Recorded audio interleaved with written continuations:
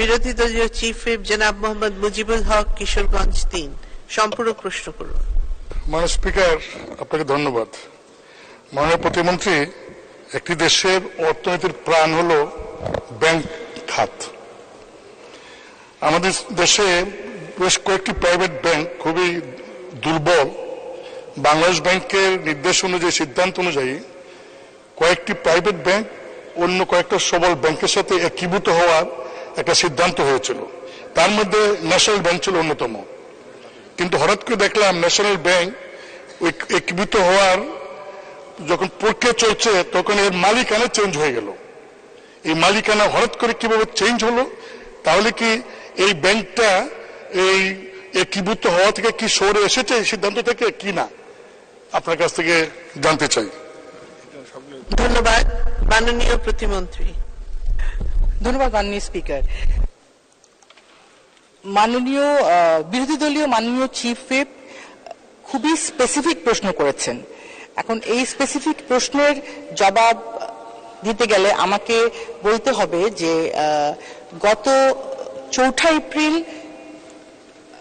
আমরা একাদশ সংসদে আমরা ব্যাংকিং কোম্পানি রিলেটেড একটা মার্জার অ্যাকুইজিশন অ্যাক্ট আমরা পাশ করেছিলাম এবং এই বছরের ৪ এপ্রিল বাংলাদেশ ব্যাংক থেকে একটি গাইডলাইন ইস্যু করা হয়েছে যে ব্যাংক দুর্বল হলে দুর্বল ব্যাংকের ক্ষেত্রে সেটা অন্য ব্যাংকের সাথে মার্জার হওয়ার জন্য কি কি পদক্ষেপ নেওয়া যেতে পারে। এটি কিন্তু একটি গাইডলাইন এবং সেই গাইডলাইন অনুযায়ী যদি কোনো ব্যাংক মনে করেন যে